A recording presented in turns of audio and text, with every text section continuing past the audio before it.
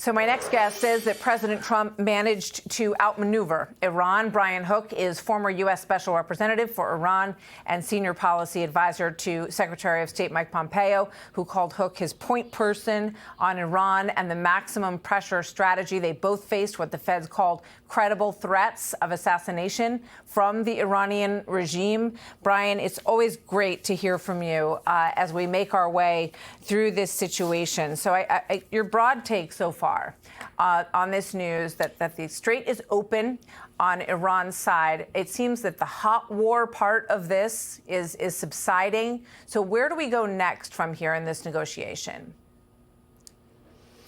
I think the president, like you said, Martha, he has outmaneuvered the Iranians. He ended up taking full advantage of this ceasefire.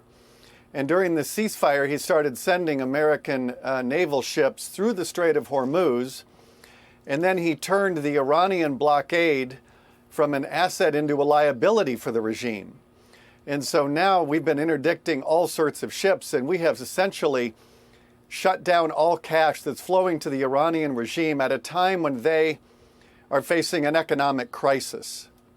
And this is the leverage that I think the president has very smartly aggregated to his negotiators. So you now have J.D. Vance and Jared Kushner and Steve Witkoff, who are all together now in a much stronger position to get the deal that the United States needs on no enrichment, and the strait needs to be open. The highly enriched uranium needs to leave the country. And then also around Iran's missile program that's a threat to the United States, plus the proxies who have killed so many Americans over so many decades. And so this whole conflict is in an entirely new phase. We went from epic fury, the military piece, and now we are in the economic fury piece. And the president, I think, is going to continue to use his economic leverage over the regime to drive the deal that I think will be incredible both for the United States and for our partners in the region. Yeah, and the partners in the region is a huge piece of this. I think we've watched the evolution of the Abraham Accords, of the coalition between the United States, Saudi Arabia, the Gulf states, Israel cooperating with Saudi Arabia in a way that I think that, most people didn't anticipate we would see. So Iran is very, very isolated.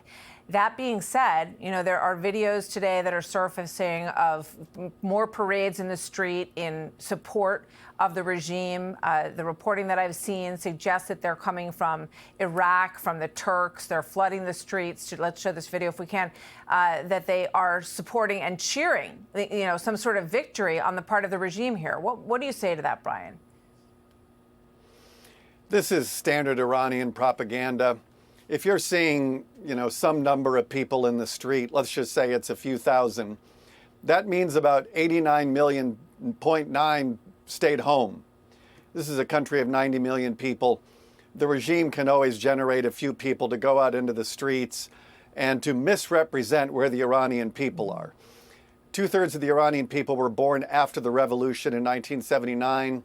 They would like to see a government that is at peace with its neighbors. And this Iranian regime is the principal driver of violence in the Middle East. It's not the conflict between the Israelis and the Palestinians, it's the Iranian regime. Because I think they feel a bit crestfallen today because they're afraid that the regime is still in power. So real quick, if you can, what would you say to them? You mean to the Iranian people who would like to have a better government? Absolutely.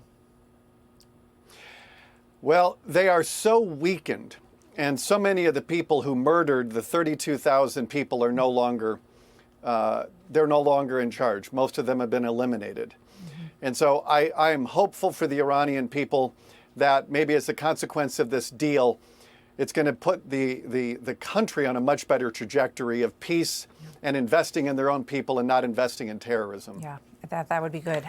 Brian Hook, thank you very much. Always great to hear from you. Be sure to like and subscribe for all the Fox News latest on YouTube and catch full shows streaming now on Fox One.